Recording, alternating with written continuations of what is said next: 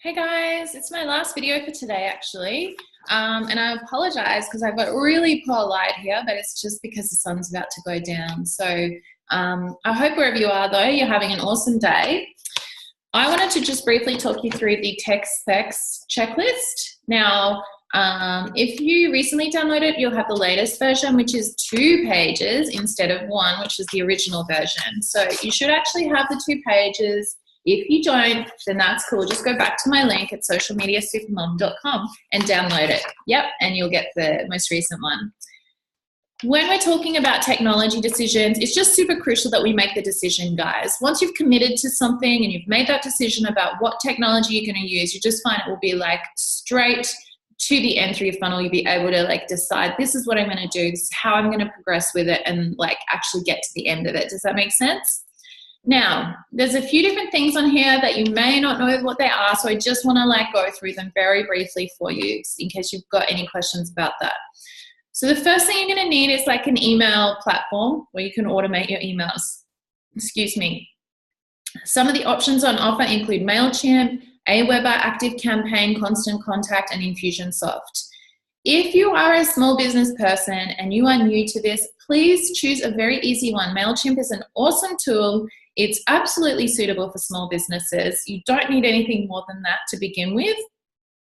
And to be honest, like I think there's a free plan to start off with, and then you'll only need to kind of upgrade as you go with things like email volume. So MailChimp is a good way to start. It's also quite easy to integrate into ClickFunnels, so it's one of my favorites. But as your automations get more and more complicated, you're going to have to look at more intense and more complex automation tools. So just bear that in mind.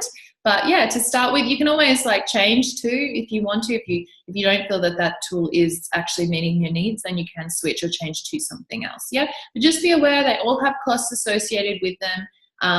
If not now, then down the track when you get to a certain volume of emails or you have specific things that you want to do.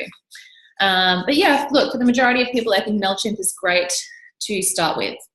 The second thing is our landing page builder. Now, I do have another video called The Difference Between a Website and a Landing Page. Yeah, I think that's really important to go and watch. So if you want to pause this and go watch that now, that's great.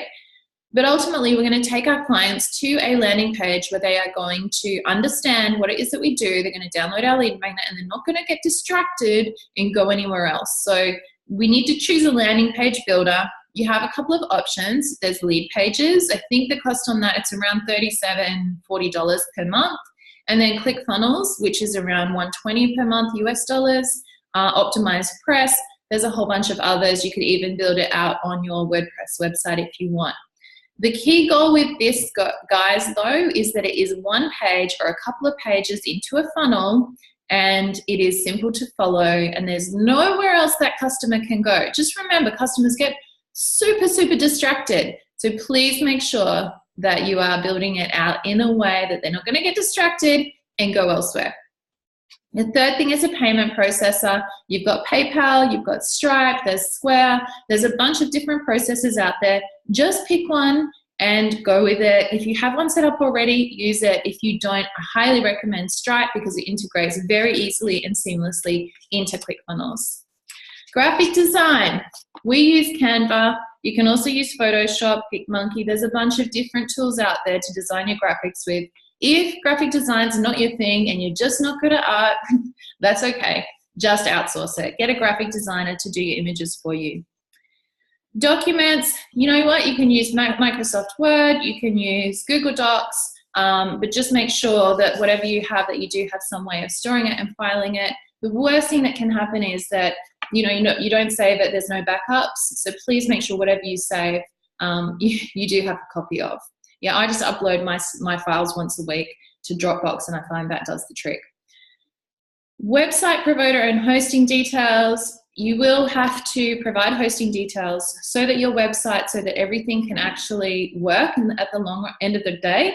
So with that, you will definitely need some hosting details. You'll definitely need to know things like your login details and your SMTP settings and that kind of thing. So please get that information from your internet service provider or from your website provider. Same with internet service provider, same thing. I actually use iiNet as my internet service provider, but my website provider, my hosting provider, my email provider, use GoDaddy. So, you know, you can use whatever works for you guys. Just pick something and go with it. Just know where all your details are at though. Just make sure your passwords and your information is down here. Your scheduling software. 2 great options are Calendly and Meetup. There's also Schedule Once, which is brilliant. I've used all of them. They're all very seamless and easy to integrate. And finally, just make sure you've got all your Facebook information as well, that you do have a Facebook business page, that you do have some form of Facebook group. If you're wondering why you need that, then we can have a chat about that later. And that you do have Facebook Ads Manager set up under your business name. If you do not have this done, it's going to be problematic down the track. So I do have another video that runs through exactly how to set up your Facebook business page and your Facebook Ads Manager. So we can definitely set that up. If you can have it set up prior to like really delving into the Facebook side of things, that will be awesome. And finally, you just need to make a decision about how much money you want to spend on advertising each month in order to reach a return on investment. And my Facebook ads calculator will definitely help with that. So that's it from me for your tech specs checklist. If you got any questions, please email me or send me a message. I'm happy to help any way I can. Have a great evening, guys. I'll talk to you soon.